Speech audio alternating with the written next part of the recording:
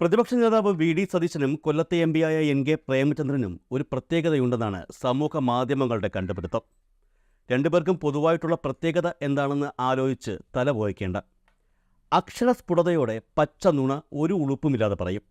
ഇത്തരത്തിൽ പറയുന്ന കേരള രാഷ്ട്രീയത്തിലെ രണ്ടുപേരാണ് വി ഡി സതീശനും എൻ കെ പ്രേമചന്ദ്രനും. സംസ്ഥാനത്തെ ഇടതുപക്ഷ സർക്കാരിനെതിരെ നിരന്തരം ആരോപണങ്ങളും നുണകളും ഉന്നയിച്ചുകൊണ്ടിരിക്കുന്ന KSU ഇരട്ടകൾ ഇവരെക്കാൾ എത്രയോ ഭേദമാണെന്ന് തന്നെ പറയേണ്ടി വരും. റവല്യൂഷണറി സോഷ്യലിസ്റ്റ് പാർട്ടി, അതായത് RSP, പ്രധാനമന്ത്രി നരേന്ദ്രമോദി വിളിച്ച വിരുന്നിൽ എൻ കെ പ്രേമചന്ദ്രൻ പങ്കെടുത്തതിന് ശേഷം സമൂഹമാധ്യമങ്ങളിൽ RSPക്ക് പുതിയൊരു വിശേഷണമാണ് എത്തുന്നത്: റവല്യൂഷണറി സംഘപരിവാർ. അതെന്തോ ആയിക്കൊള്ളട്ടെ, ഈ RSP നേതാവ് എൻ കെ പ്രേമചന്ദ്രൻ CAAയുമായി ബന്ധപ്പെട്ട് ഒരു പച്ച നുണ മാധ്യമങ്ങളോട് പറഞ്ഞത് നമ്മളെല്ലാവരും കേട്ടതാണ്.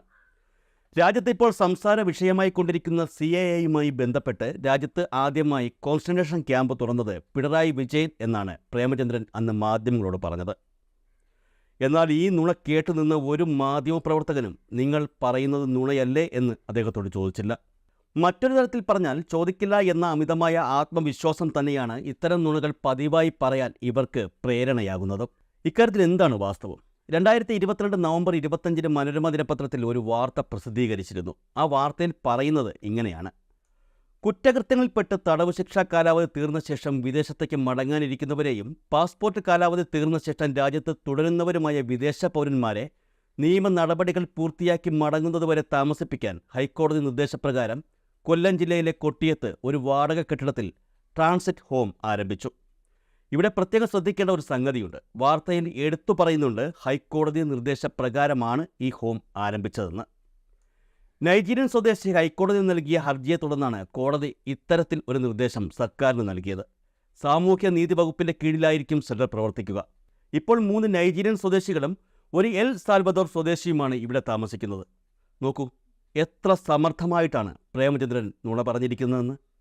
ഹൈക്കോടതിയിൽ ഒരു നൈജീരിയൻ സ്വദേശി നൽകിയ ഹർജി പരിഗണിച്ച് കോടതി നിർദ്ദേശപ്രകാരം ആരംഭിച്ച ട്രാൻസിറ്റ് ഹോമിനെ ഒരു ഉളുപ്പുമില്ലാതെ പൗരത്വ ഭേദഗതിയുമായി ബന്ധപ്പെട്ട് പുറത്താക്കപ്പെടുന്നവരെ താമസിപ്പിക്കാൻ സർക്കാർ കോൺസെൻട്രേഷൻ ക്യാമ്പ് ആരംഭിച്ചു എന്ന രീതിയിലാക്കി മാറ്റുകയായിരുന്നു.